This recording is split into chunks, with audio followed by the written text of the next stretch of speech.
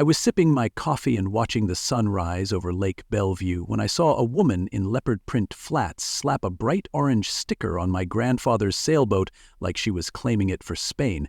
No knock, no note, no warning, just marched down the dock like it was Normandy, and boom, May Bell. A 29-foot Catalina with more legal paperwork than my car now had an HOA violation badge as loud and tacky as her blazer. I thought I was hallucinating. Maybe it was the decaf. But then she pulled out a clipboard thick enough to qualify as a self-defense weapon and started taking pictures like she was conducting an audit for the IRS. That's when I knew I wasn't dreaming. This was real, and this woman was the problem. Leave a comment below and let us know where you're watching from. If you love wild, true-feeling stories packed with twists, justice, and just the right amount of HOA chaos, don't forget to hit that subscribe button. Tomorrow's story is even more jaw-dropping, and trust me, the surprises coming next, you won't want to miss them. I walked down calmly, because if you run at people like this, they call it a threat, and asked what she was doing. She looked at me like I was her DoorDash driver who forgot the ranch. "You must be Mr. Kane," she said, like I was the final contestant on some HOA-themed game show. "I'm Rochelle Vance, president of the Maple Hollow Shores Homeowners Association. Your boat is out of compliance with our new dock policy. As of last month, all personal watercraft must be removed or relocated to a certified off-site facility." She said it with the confidence of a woman who reads legal disclaimers for pharmaceutical ads. I raised an eyebrow, partly because of what she said, but mostly because the packet she handed me looked like it had been assembled at Kinko's by a sleep-deprived intern. Now, I may not be a lawyer, but I've worked in video and design for 20 years. I know fake formatting when I see it. The letterhead was off-center, the fonts didn't match, and the signature at the bottom looked like someone named their cat secretary and had it walk across the page. I asked her when this rule was passed. Rochelle didn't flinch. "August 9th. The board voted unanimously." I smirked. "Funny. I just moved in, and I've read every piece of mail that's come through. Didn't see a thing about a new dock policy. And my grandfather, who passed in July, had been paying dock fees for 18 years straight. He kept better records than the Pentagon." She waved it off like I'd brought up ancient history. "Well, this is the new regime. You have 72 hours to remove the vessel or face daily fines." And with that, she turned on her leopard print heel and disappeared up the path like a villain in orthopedic shoes. I spent the rest of the morning photographing everything. The sticker, the clipboard, the weird kerning on her official documents. Because one thing I've learned from filming weddings and court depositions, people lie, but pictures don't. That boat wasn't just a boat. It was my grandfather's pride and joy. Named May Bell after his late wife, it was insured, registered, and as legal as a tax deduction in April. He'd left it to me along with the house, which frankly needed new plumbing and a priest. But May Bell? She was perfect. That woman slapping a fraudulent violation sticker on it felt like watching someone vandalize a tombstone. It wasn't just wrong, it was disrespectful in a way that made my jaw lock and my fingers itch for justice. By noon, I was already deep in HOA rabbit holes, reading bylaws, state codes, and everything short of maritime law. What I found? Nothing, absolutely nothing, about a dock policy change. And that's when the anger settled into something more dangerous. Curiosity. Because if she was willing to fake a sticker, what else was she faking? Who else had she done this to? That afternoon, I knocked on my neighbor's door. Marvin Quinn, a former city records clerk, and the only man I know who keeps his lawn trim with a ruler. What he told me would blow this entire thing wide open. But that, my friend, is a story for tomorrow. For now, just know this. When an HOA president slaps a sticker on your inheritance like it's leftover Tupperware, you'd better start documenting everything. Because your quiet lake life just turned into an episode of Law & Order HOA edition. If there's one thing my grandfather taught me, it's that a lie printed in bold still ain't the truth. And standing there with Rochelle's regulation packet, hot off the press and cold on credibility, I could hear him saying it like he was still on the porch. So I did what any halfway logical person with a camera and a grudge would do. I started digging. Not emotionally. No time for that. I mean digging through HOA bylaws, old meeting notices, newsletters, scanned PDFs, and anything else he'd alphabetized in that old file cabinet. My grandfather was the kind of man who would label his sugar jar granulated. If a new dock policy existed, it would be in those folders. And it wasn't. Not a single line. What I did find was a flyer from the last official HOA meeting, and guess what? August 9th wasn't even on the schedule. If this new regulation was real, then I'm a leprechaun. That's when I decided to talk to Marvin Quinn, the only neighbor my grandfather ever called sharp as a tack and twice as rust-proof.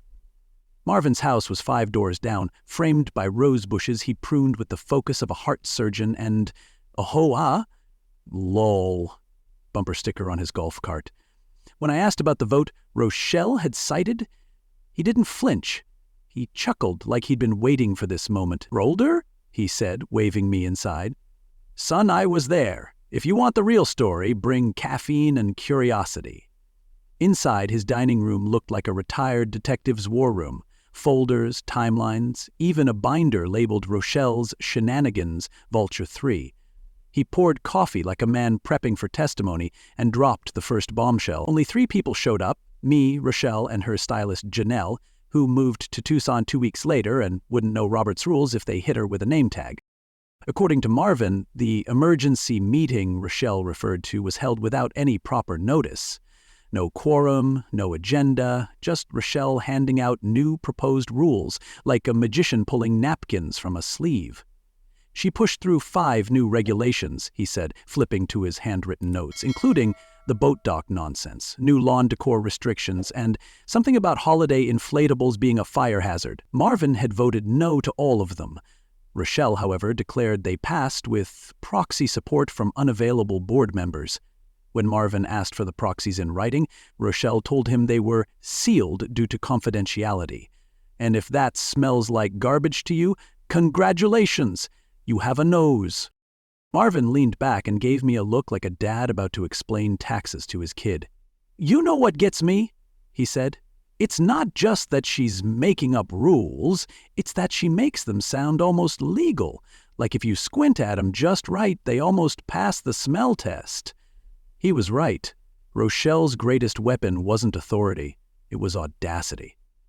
She didn't bother faking legitimacy. She simply acted like she had it, and most people believed her because the paperwork looked just official enough to bluff. "Her board meetings have fewer votes than a high school prom king ballot," Marvin said, sipping his coffee. "And that regulation looked like it was printed on clip art and courage." I laughed, but inside I was furious.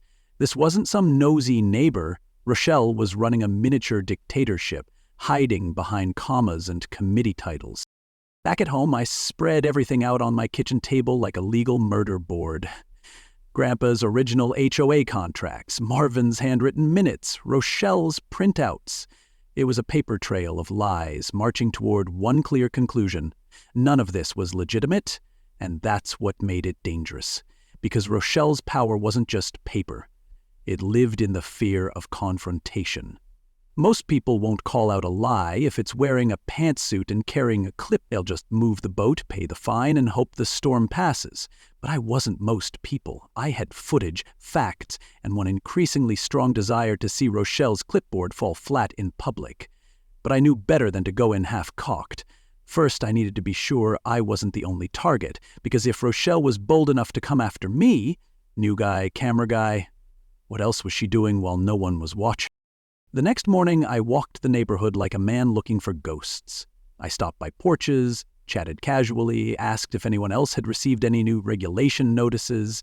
Within an hour, I'd heard about fake lawn fines, driveway warnings, and a bizarre thread about wind chimes being emotionally disruptive. One neighbor, retired nurse, sweet as sugar, told me Rochelle had cited her mailbox paint color as historically incompatible. She paid the $125.00 color restoration fee just to avoid the drama. That's when it hit me. Rochelle wasn't just wrong, she was systematic. She wasn't running an HOA, she was running a racket. But if she thought that boat sticker was the end of the story, She was about to find out what happens when you try to steal from a man who edits videos for a living and owns a drone. And what came next? Well, let's just say she brought a tow truck and left with a bruise to her pride that no concealer could fix. Stay with me, it only gets wilder.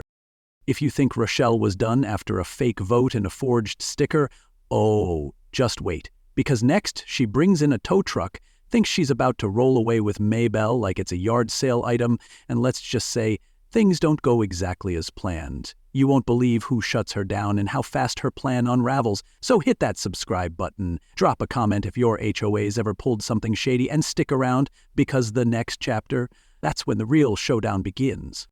You ever seen someone try to steal a boat in broad daylight with nothing but a clipboard and blind confidence? Because that's what I woke up to the next morning.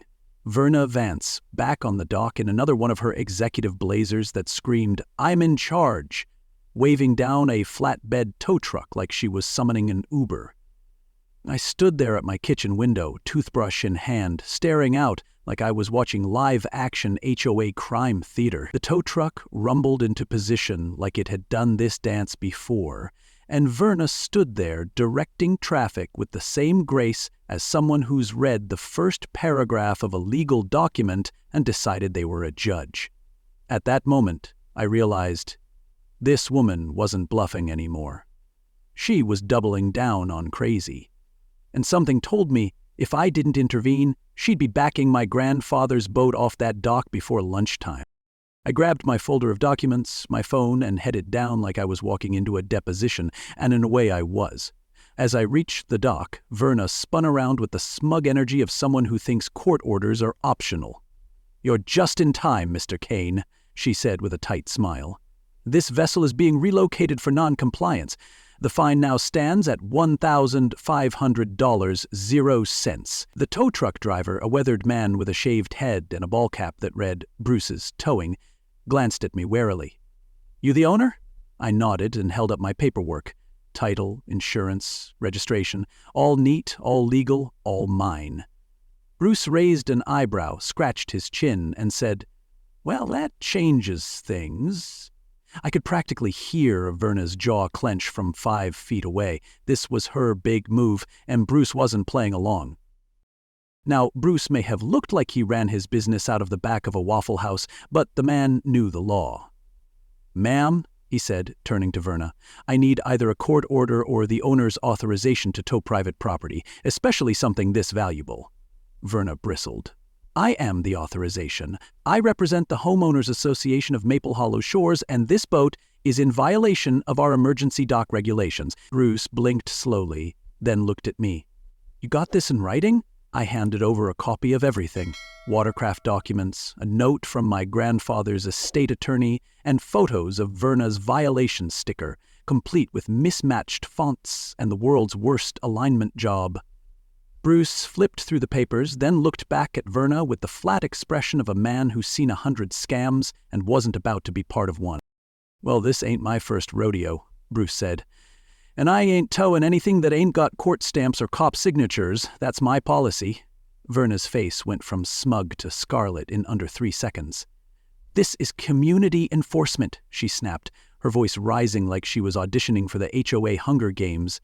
"You are interfering with an official action." Bruce just shrugged, climbed back into his cab and muttered, "Lady, you got bigger problems than a boat." He tipped his cap to me, fired up the engine, and rumbled back up the hill while Verna stood there, fists clenched, like a cartoon villain whose trap door just jammed. I'd seen tantrums in my life, but this one? It was something else.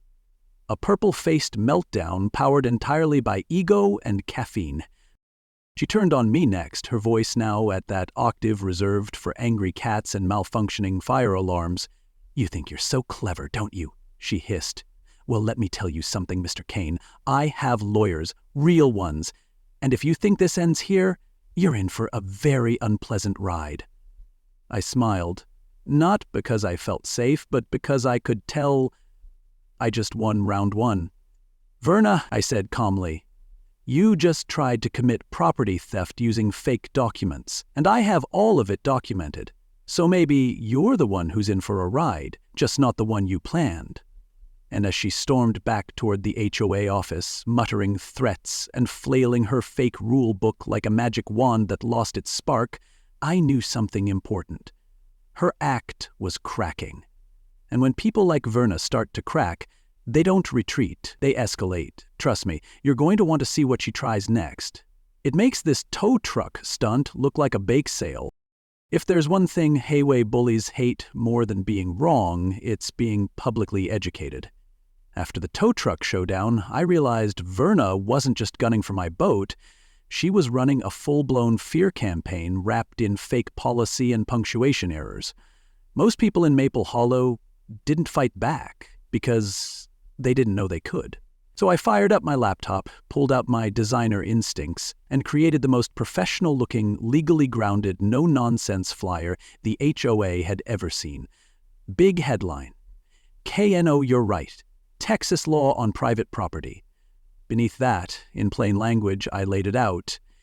HOAs can't seize or tow personal property without a court order, no matter how many clipboards they carry. I even included bullet points, bold text, and a little footer that said, respectfully, don't let rhinestones intimidate you. It was equal parts legal brief and neighborhood gospel. I printed 50 copies on high-gloss stock that looked 10 times more legit than anything Verna ever produced, and started handing them out door to door. The reaction was immediate. First was Cheryl at 14B, who had been fined $100, 0 cents, for a non-neutral front door wreath. Then it was Glenn and Raymond, who had been told their American flag was too distracting. By the time I hit the west end of the block, I had neighbors whispering like we were planning a heist. But all we were doing was reading the law. That's when I realized how deep Verna's nonsense ran. She'd been citing imaginary rules, inventing fees, and cashing in on people's unwillingness to argue. But now folks had a receipt. The kind printed in bold and handed out with a smile. The comedy didn't really kick in until about an hour later. I was back on my porch, watching the breeze roll across Maybelle's hull, when I saw Verna stomping through the neighborhood with a red face and a white-knuckle grip on a competing stack of papers.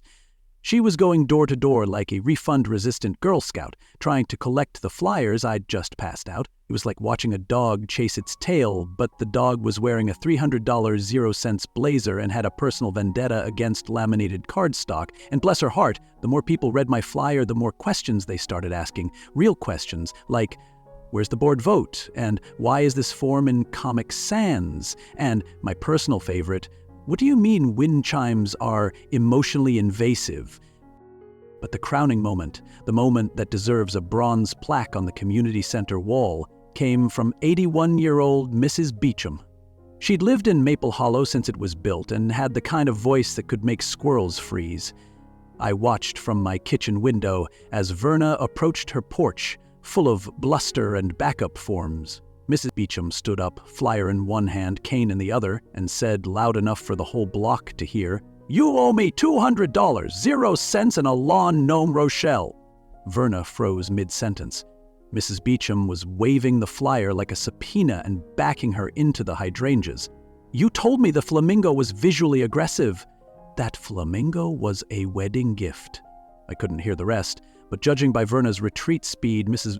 Beecham didn't hold back. The truth was spreading faster than bad casserole at a church potluck. And Verna? She was the raisins in the coleslaw. But with Verna exposed and the neighborhood fired up, things weren't cooling down. If anything, they were getting hotter. Because the more she was challenged, the more unpredictable she got. And when control starts slipping through a tyrant's fingers, they don't back down. They look for new ways to take it back. That's when I started noticing unfamiliar cars circling the neighborhood.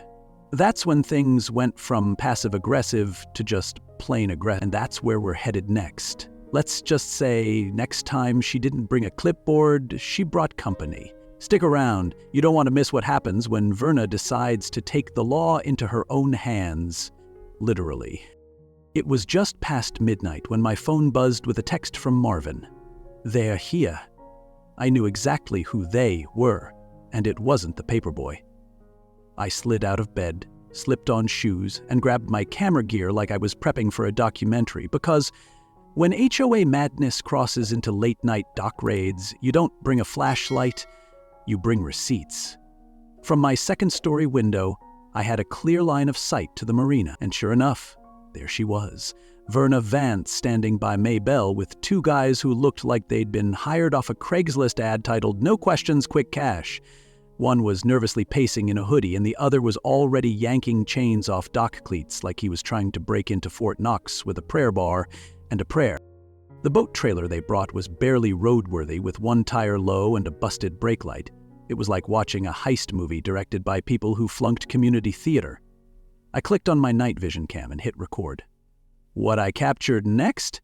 Let's just say if poetic irony wore cargo shorts and smelled like WD-40, this was it. Verna, in all her blazer-clad glory, leaned in and hissed, "She's worth 70 grand. Just cut it fast and load her up before anyone sees us." She whispered about law like she'd majored in monopoly rules. No paperwork, no authorization, just her ego and a couple of bolt cutters swinging like it was open season on due process. I could barely believe what I was seeing, but the sound on the footage, crystal clear. She wasn't bluffing anymore. She was confessing in surround sound. The guy with the bolt cutters hesitated, bless him. "I thought you said this was your boat," he said, eyeing Maybelle's registration still clearly visible on the hull. "It is now," Verna snapped. "The HOA has emergency seizure rights. The owner was non-compliant." It was like watching someone rob a bank and explain to the teller why it's okay. Because she didn't like how the money was stacked. I kept filming as Hoodie Guy backed the trailer toward the edge of the dock, and Verna handed over what looked like a thick envelope of cash. This wasn't HOA enforcement. This was a felony dressed up in community service buzzwords. And the worst part? They almost pulled it off. Almost. The only thing they hadn't accounted for was how long it takes to break through marine-grade security chains. Maybelle wasn't tied down with wishful thinking. She was secured like she knew someone might come for her someday. After 20 minutes of struggling, grunting, and increasingly frustrated whisper fighting, they were still stuck. That's when I called 911, whispering through the phone while the recording rolled. "This is Derek Kane at 221 Maple Dock. There are 3 individuals attempting to steal a sailboat using bolt cutters. One of them is the HOA president.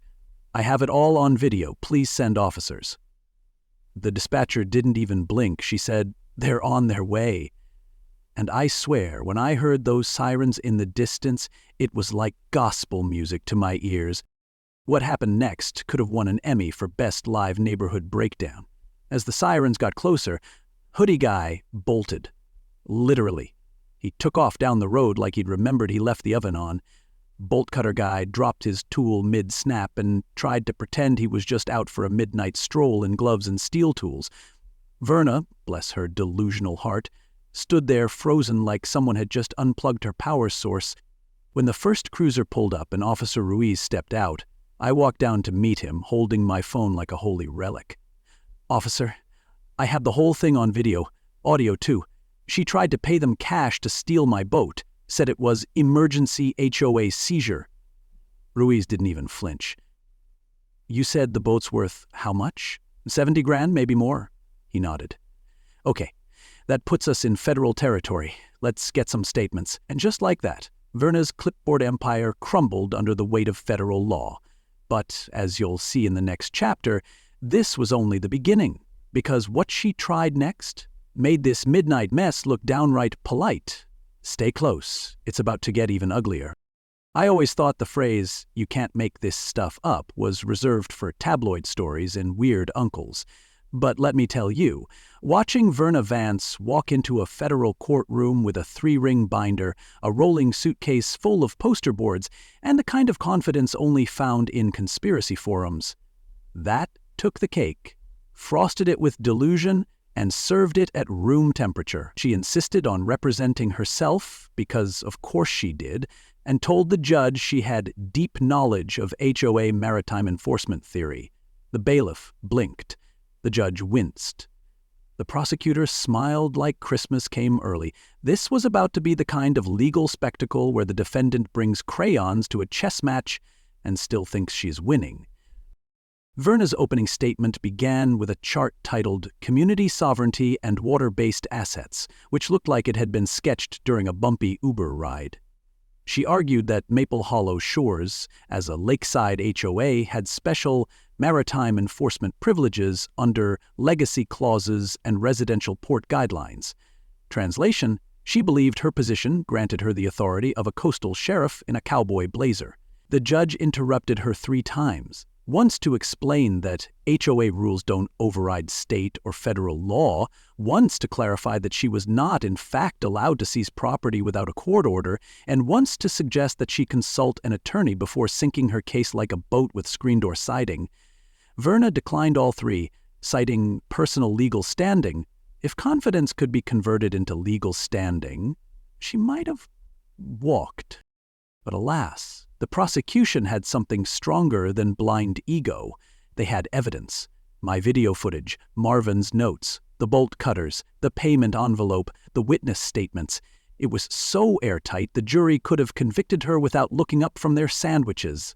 The prosecutor summed it up perfectly. This isn't just an abuse of authority, it's a pattern of fraud, intimidation, and outright theft dressed up as community enforcement. The jury took 26 minutes to return a unanimous guilty verdict on all charges: attempted grand theft, criminal conspiracy, unauthorized property seizure, and fraud. I watched Verna's face twitch with disbelief, like someone who lost a poker game and still insisted the cards were lying, as the judge read her sentence. 2 years in federal prison, $40,000, 0 cents in restitution, and mandatory community service. I couldn't help but think poetic justice wears a robe and reads everything out loud. Back home, Marvin stepped up as interim HOA president with all the energy of a man on a mission. His first act, repealing every fake regulation Verna had imposed, refunding fines to over a dozen residents, and posting meeting notices on actual letterhead, not clip art nightmares. He introduced a transparency policy that required multiple board signatures for any enforcement action, and even set up a monthly Q&A meeting with residents. Turns out, when you remove ego and add accountability, an HOA can function like it's supposed to. People started smiling again at mailbox clusters. Lawn decor went back up like a second wave of suburban spring. And as for Maybelle, she stayed right where she belonged, floating free and unbothered, a quiet tribute to what happens when the truth doesn't back down. The irony in all of this is Verna still tried to spin her sentence as a misunderstanding of legal innovation. Last I heard, she was attempting to start a prison newsletter titled Maritime Power in the Modern Community. You can't make it up. But Maple Hollow learned something bigger through all this. Bad leadership thrives in silence, but collapses the moment you speak up. And one laminated flyer, one camera, one neighbor with a memory like a filing cabinet, that's all it took to tip the balance. We didn't just protect a boat. We reminded our neighborhood that rules aren't supposed to be weapons. They're supposed to protect everyone, not just the one holding the clipboard. Got a Rochelle in your neighborhood? Tell us. Because HOA power doesn't mean HOA royalty, especially when the Queen's crown is made of forged paper and bad grammar. Drop a comment with your story, hit that subscribe button if you want more real tales of justice served, neighbor style, and stick around, we've got plenty more where this came from. And as for me, well, I still walk past Maybelle every morning with a coffee in one hand and peace in the other. She's still tied up at the community dock, rocking gently like nothing ever happened, but I know better. That boat saw the truth float to the surface. One chain cut, one camera roll, one neighbor at a time. And I learned something I'll never forget. In communities like ours, silence is the soil where petty tyrants grow. But facts? Facts are sunlight, and all it takes is one person willing to shine it in the right direction. This story wasn't just about a boat or a fake rule or a clipboard-happy HOA queen. It was about standing up when it's easier to stay quiet, about knowing your rights, protecting your legacy, and proving that because I said so is not a legal strategy. It's about how one ridiculous sticker unraveled a web of lies that had been holding an entire neighborhood hostage. And maybe most importantly, it showed that justice isn't just some distant ideal. Sometimes it shows up in handcuffs and courtrooms, and sometimes it starts with a flyer and a neighbor who says, "Not today." If this story made you laugh, shake your head, or just reminded you of someone who really shouldn't be in charge of anything with power or paper, do me a favor, like this video, leave a comment below sharing your HOA horror story, and hit that subscribe button so you don't miss the next wild ride. Because trust me, we've got more where this came from. And the next one might just be even more unbelievable. But in a world full of Vernavances, let's be the neighbor with the facts, the courage, and maybe, just maybe, a lawn flamingo that refuses to back down.